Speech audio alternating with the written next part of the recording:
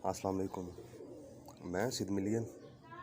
Breeding में नया दिन, नए मसले, उनका नया सलूशन, नई टिप उन दोस्तों के लिए जिनको नहीं पता, और जिनको तो पता है उन्होंने कभी दसना नहीं गुआरा किया सानू। अच्छा दोस्तों, सर्दी तो गर्मी आए ते गर्मी तो सर्दी आवे, ब्रीडिंग के हवाले नाल शौकीन किसी ना किसी छोटे मोटे मसले का शिकार रहते ही रहते हैं। आज का टॉपिक ऐसा है, समझ नहीं आ रही थी, मैं बड़ी देर से सोच रहा था कि ये शुरू कहाँ से करूँ, इसको ख़त्म किधर करूँ, क्योंकि बड़ा लंबा ये टॉपिक है और बड़ा बेसिक है, बहुत बेसिक चीज़ है ये।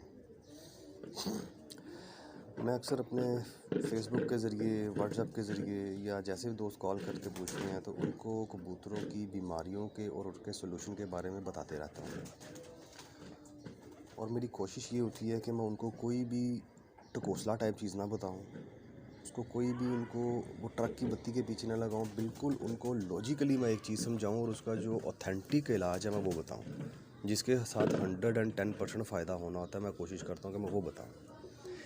अच्छा, वो बताना शुरू किया तो बड़े लोगों को, बड़े ही दोस्तों को फ़ायदा हुआ है, बड़े ही दोस्तों को हुआ है। और कुछ दोस्त ऐसे हैं कि जिनके मैसेजेस आते हैं कि भाई ये मेडिसिन कहाँ से मिलेगी, ये मेडिसिन कहाँ से मिलेगी, तो वो थोड़ा सा एक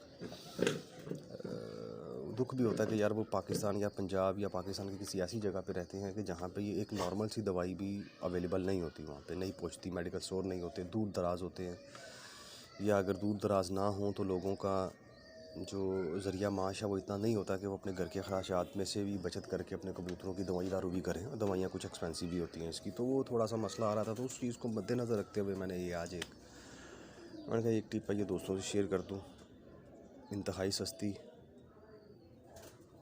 और ये बेसिकली इलाज नहीं है, ये हिफाजती तदाबीर है। आप इसकी हिफाजत करके ना अपने परिंदों की, उनको कोई कम से कम कोई 25 किस्म की बीमारियों से आप बचा सकते हैं।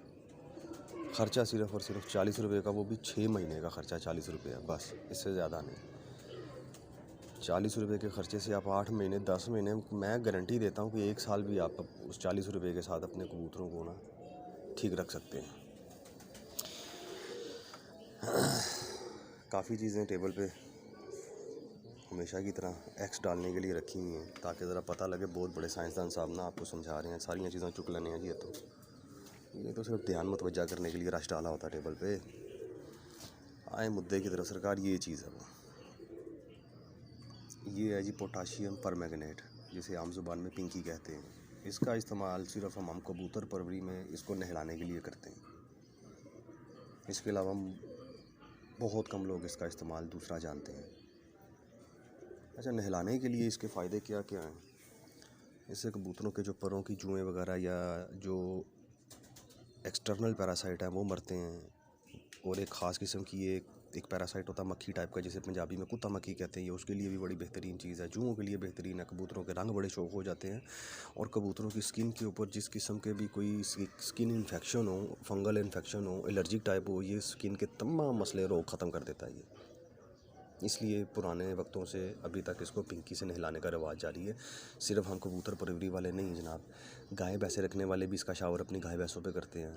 ख़ासकर पोल्ट्री में ये जो पिंकी है इसका इस्तेमाल बहुत ज़्यादा है, बहुत ज़्यादा पिंकी का इस्तेमाल, क्योंकि ये डिसइंफेक्टेंट के तौर पे भी इस्तेमाल होता है। ये सरफेस को डिसइंफेक्ट करता है। ये बड़ी चीज़ों में बड़े तरीक़ों से इसका इस्तेमाल है। ये ब्रीडिंग के हवाले से नेमत से कम नहीं है ये पोटाशियम परमैंगनेट। मामला क्या होता है, अगर कबूतरों को पिंकी से नहला दिया जाए तो 5 से 7 दिन के लिए तो वैसे ही मच्छर उनके नज़दीक नहीं जाता, क्योंकि पिंकी का असर 4 से 5 दिन तक रहता है। तो 4-5 दिन के लिए तो वैसे ही जनाब अली आपके कबूतर जो है मच्छर मक्खी से महफूज हो गए हैं। और अगर किसी की टांगों पे मोके या जहरबाद के दाने बने हुए हैं, पिंकी से नहलाने से वो भी कम होते हैं, ख़त्म होते हैं, फिर आहिस्ता आहिस्ता चले भी जाते हैं, और जितने भी एक्सटर्नल बैक्टीरिया हैं वो मर जाते हैं। और दूसरा, कबूतरों में एक मसला आता है, सर्दी से गर्मी या गर्मी से सर्दी या हर मौसम में कबूतर पतली पानी जैसी बीठें करते हैं। तो हमारे कुछ उस्ताज़ा कराम हैं, उन्होंने एक ऐसी टकोसलेबाजी बनाई हुई है कि जिस बीमारी की समझ ना आए तो कह दो जी सर्दी लगी है। क्यों जी, पैर ठंडे ने। यार पैर ठंडे क्या मतलब, पैर ठंडे होने से क्या आप किस तरीके से साबित करेंगे जी कबूतर को सर्दी लगी हुई है? गर्मियों में भी कबूतरों के पाँव ठंडे होते हैं, उसको क्या सर्दी लग गई है? नहीं, कबूतर के पाँव ठंडे होने का ताल्लुक सर्दी लगने से नहीं है। लेकिन अलबत्ता ये ज़रूर है कि कबूतर के आपके पाँव ठंडे हैं ना, तो वो कबूतर आपका तंदुरुस्त नहीं है। कबूतर पानी जैसी बीठें कर रहा है, ठंड लग गई है? नहीं भाईजान, पतली पानी जैसे बीठे करना ठंड नहीं है, वो डायरिया भी हो सकता है आपके परिंदे को। गलत किस्म का दाना खाने से डायरिया आ गया है, जिसे पंजाबी में या उर्दू में पेचस कहते हैं, या दस्त लग गए हैं, आपके कबूतर को डायरिया हो गया है। वो सर्दी में भी लग सकता है और गर्मी में भी लग सकता है। गर्मी में इसकी लगने की रेशो थोड़ी ज़्यादा होती है, क्योंकि परिंदा पानी ज़्यादा इंटेक करता है और वो ज़रा पतली बीठों की तरफ ज़्यादा कबूतर जाते हैं। तो ये कुछ सर्दी लगना या ताव लगना नहीं होता, ये होता है सर आपके कबूतर को डायरिया हो चुका है। तो उस्तादों ने नए शागिर्दों को, नए शौकीनों को बड़ी बड़ी लंबी फेंकूँ छोड़ के ना, बिना लॉजिक की बातें बता के सत्यानाश किया हुआ। आगे से वैसे शागिर्द नए शौकीन होते हैं कि उस बात को भी आगे से 6 बातें अपनी ऐड करके आगे बता देते हैं और सत्यानाश हो जाता है। कबूतर को डायरिया लगा हुआ है, उसको सर्दी की दवाएं दे रहे होते हैं, पैनाडोल दे रहे होते हैं, ब्रूफिन दे रहे होते हैं कि जी ठंड लगी है। वो कुदरती रब्बी अगर अल्लाह के हुक्म से कबूतर वैसे ही ठीक हो जाता तो इनका ईमान पक्का हो जाता। वो झूठे पीरों की तरह, लो भी इसी दवाई से मेरे कबूतर की ये ठंड ख़त्म हुई है। बेशक उसको ठंड का मसला हो ही ना, चले, ज़िंदगी मौत अल्लाह पाक के हाथ में, अल्लाह पाक ने बचानी है। लेकिन मेरा मकसद है सिर्फ आगाही देना कि यार लोगों को पता हो, दोस्तों को पता हो, शौकीनों को पता हो। और एक मसला आता है कि कबूतरियाँ, फीमेल मादियाँ या नर जो होते हैं, उनका पीछे वाला हिस्सा जहाँ से वो पीठ करती हैं, वो हिस्सा बाहर आ जाता है। पंजाबी में या उर्दू में उसको कैंच कहते हैं। उसकी काफ़ी वजह हो सकती हैं, गैर मयारी दाना, गैर मयारी पानी, और एक वो पैरासाइटिल इन्फेक्शन होता है। पैरासाइट एक होता है, उसका इन्फेक्शन जब बढ़ता है, जब वो पैरासाइट की तादाद किसी कबूतर के अंदर बढ़ती है, तो वो उसको कैंच की तरफ खींच लेती है। वो कैंच की बीमारी की तरफ वो पैरासाइट उसको ले जाता है। फिर उसका इलाज भी मुख्तलिफ एंटीबायोटिक से किया जाता है। पतले मोशन का इलाज भी बाद में हम दवाइयों से करते हैं। जहरबाद हो गए, इनका इलाज भी हम तो दवाइयों वगैरह से बाद में फिर हम करते हैं। सब चीज़ों के इलाज जो फिर हम बाद में कर रहे होते हैं। तो क्यों ना एक ऐसा काम किया जाए कि इनकी ये बीमारियां आने से पहले ही हम लोग इस पर 70-80% तक काबू पा लें। तो उसके लिए हिफाजती तदाबीर ये होती है कि सर आप अपने दाने की क्वालिटी को एक तो मेंटेन करें और दूसरा सफाई का ख़ास ख्याल रखें। 70-80% तक बीमारियां इस हमारे दाने की वजह से हमारे कबूतरों में आती हैं। और वो कैसे आती हैं? क्योंकि ये दाने के अंदर 3 से 4 चीज़ें ऐड हैं। इसमें चने हैं, मकई है, बाजरा बेशुमार है, गंदम है। ये 4 चीज़ें हैं इसमें। और ये हर चीज़ों की जब फसल काश्त होने से मार्केट तक आने में इसमें दवाइयों का बेजा इस्तेमाल होता है। फिर जब ये गोदामों में पहुंचते हैं, फिर ये वहाँ पे भी गोदामों में स्प्रे करके इस माल को वहाँ पे कोई 2-2 महीने, 2-2, 6-6 महीने के लिए स्टोर किया जाता है। उसके बाद कहीं पे ये हम इंसानों तक पहुँचता है और इसको स्टोर करने के लिए भी कुछ केमिकल्स का इस्तेमाल होता है। तो जब ये हमारे तक पहुँचता है तो हम इसी तरीके से अपने कबूतरों को देना शुरू कर देते हैं। होता क्या है कि कबूतर एकदम बीमार नहीं होता। ये गैर मयारी दाना खाते खाते उसको अगर 5-7 दिन गुजरे तो फिर वो कबूतर जहरबाद की तरफ भी जाएगा, वो कबूतर पोर्ट के कैंकर की तरफ भी जाएगा, वो डायरिया की तरफ तो वो तो जाएगा। हमारे कबूतरों में से हर कबूतर, आप हर लॉफ्ट में डायरिया है, हम उस चीज़ को कभी नोटिस नहीं करते। 100 कबूतरों में मेरे पास भी 10-15 कबूतर ऐसे हैं जिनको डायरिया चल रहा है। ठीक है, तो उस चीज़ का इलाज करने के लिए तो जनाब अली मैं आज एक टिप दोस्तों को दे रहा हूँ। आप ये कर लें, कबूतरों को कभी डायरिया नहीं होगा, पैरासाइटल इन्फेक्शन नहीं होगा, कैंच की बीमारी कभी नहीं होगी, कबूतरों को स्किन एंड फंगल इन्फेक्शन कभी नहीं होगा, कबूतरों के पर बेहतरीन रहेंगे। नहलाने वाला मामला तो सबको पता है ना कि इसको क्या करना है। अब ये दाने में क्या, ये मैंने अपने कबूतरों के लिए कुछ 4 से 5 केजी मेडिकेटेड दाना बना के रख लेता हूँ। और जब मुझे लगता है कि मेरे कुछ कबूतर पतली बीठे करने हैं तो मैं उस दिन फिर इनको थोड़ा सा दाना ये डाल देता हूँ। मेरे कबूतर 100% ओके हो जाते हैं, क्योंकि डायरिया भी एक पैरासाइटल इन्फेक्शन की वजह से है, बैक्टीरिया होता है उसकी वजह से ये जो है। और कुछ कबूतरों को डायरिया 10-10 दिन तक रहता है, वो नहीं ठीक होता। और वो कबूतर खाता पीता भी ठीक है, बट वो कमज़ोर होता है, कमज़ोरी की तरफ जा रहा होता है। तो जनाब उसके लिए अगर आप मेडिसिन महंगी नहीं ले सकते या जिन जगह पे मेडिसिन अवेलेबल नहीं होती, तो उन लोगों के लिए एक वीडियो है, सस्ती है, 40 रुपये में 1 साल का, आपका 40 रुपये में 1 साल गुजर जाएगा इंशाल्लाह। सबसे पहले तो जनाब इस दाने में पानी डाल के 2-4 दफ़ा पानी निकाल के इसको अच्छी तरीके से साफ़ करना है। इसमें हाथ डाल के निकालता हूँ, मेरे हाथों पे मट्टी लग जाती है। तो मेरा कबूतर जब 10 दिन ये दाना खाएगा तो कितनी मट्टी भी कंज्यूम करता है वो। तो ये शौक़ की बात होती है सर। तो शौक़ में तो बड़ा कुछ करना पड़ता है। लेकिन मैं यहाँ पे वीडियो पॉज करता हूँ, मैं थोड़ा सा आपको दिखाता हूँ बाद में।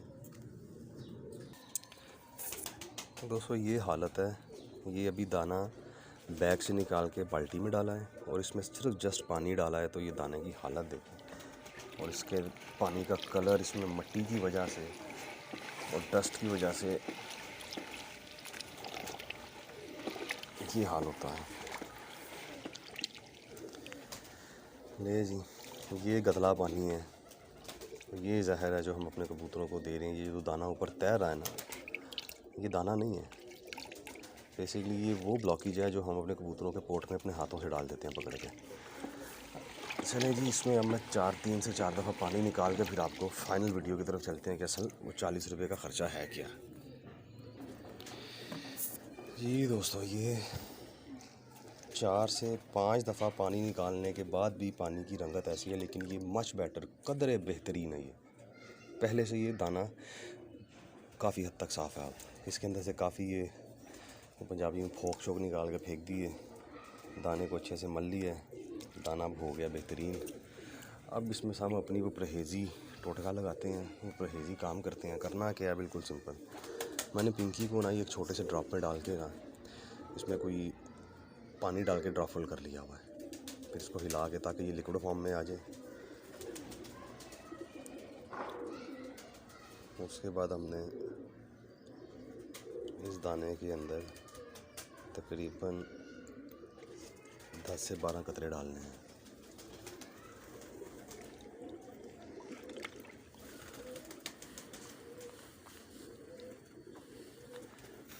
और इस दाने को अच्छे से ज़रा इसमें मिक्स करना है, ज़्यादा देर नहीं। जब आपको लगे ये पिंक कलर से इसका कलर ब्राउन हो गया तो बस ओके करें, निकाल लेना। फिर आपने सिर्फ दाने को धूप में रख के सुखा लेना है।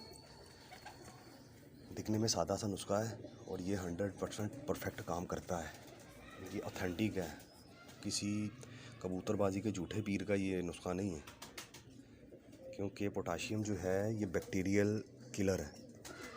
ये सरफेस को भी डिसइंफेक्ट करना हो उसके लिए भी काम होता है। एक्सटर्नल यूज़ करना हो, आप बस मकदार सेट करनी है। इसमें बेतहाशा नहीं वो पिंकी डाल देनी, सिर्फ जितना मैंने आपको बताया इसमें 8 से 10 कतरे डालने हैं और उसके बाद मिक्स करना है। ये पिंक कलर से इसका फ़ौरन ही कलर जो है ब्राउन हो जाएगा, तो समझ लें कि जी पिंकी ने अपना फ़ौरन इसमें दो चीज़ें बेसिकली मिक्स होती हैं, एक पोटाशियम है और दूसरा परमैंगनेट है। तो जैसे ही अपना ये कलर ब्राउन करें बस ओके करें। और दाना बहुत ज़्यादा नहीं बना के रखना, क्योंकि इसको परमानेंट यूजिंग करना होता है। इसको एक दिन यूज़ करना, फिर 1-2 दिन का गैप, फिर ज़रूरत पेश है तो फिर यूज़ कर लें, नहीं तो फिर संभाल के रख लें। जब कबूतर पतली बीटों की तरफ आएँ आपने ये डाल देना है, कबूतर आपके अगले दिन ही ओके हो जाएंगे अल्हम्दुलिल्लाह। ले जब इसको धूप में डालना है, धूप आज निकली नहीं है लेकिन इसको बिछाते हैं फ़र्श के ऊपर ही। फ़र्श पे इसलिए बिछाएंगे ताकि जब फ़र्श पे ये बिछ जाएगा ना तो फ़र्श भी थोड़ा सा पानी जज़ब करेगा और दाना जल्दी ड्राई होगा। और फ़र्श को एक दफ़ा नीचे से बस ब्रश लगा ले ताकि वो जो मिट्टी और डस्ट है वो ख़त्म हो जाए। बस फ़र्श पे डाल दें इसको। अरे दोस्तों, अब दाना डाल दिया फ़र्श पे खुश होने के लिए। ये अब 2 घंटे लगे, 4 घंटे लगे, 1.5 घंटा लगे, 3 घंटे लगे, जब ये मुकम्मल ड्राई होगा तो इसको मैंने अलग से रख लेना है। मैं एक दिन डाल के फिर 2 दिन छोड़ के तीसरे दिन फिर डाल सकता हूँ ये दाना। मैं रोज़ भी डाल सकता हूँ। अगर मैंने अपनी पिंकी की क्वांटिटी जो मैंने रखी हुई है उस हिसाब से रखूँगा तो मैं ये अपने कबूतरों को दाना रोज़ डाल सकता हूँ, मेरे कबूतरों को मसला नहीं होगा, क्योंकि इसकी एक रेशो सेट की हुई है मैंने। तो इसी रेशो के साथ आप चल भी सकते हैं। अगर आप कभी कभी इस्तेमाल करवाना चाहते हैं, आप कभी कभी भी इसका इस्तेमाल करवा दें। इसका नहलाने के तो फ़ायदे थे, साथ इसका ये भी फ़ायदा था। चलिए दोस्तों, जिसको पसंद आए शेयर कर दें।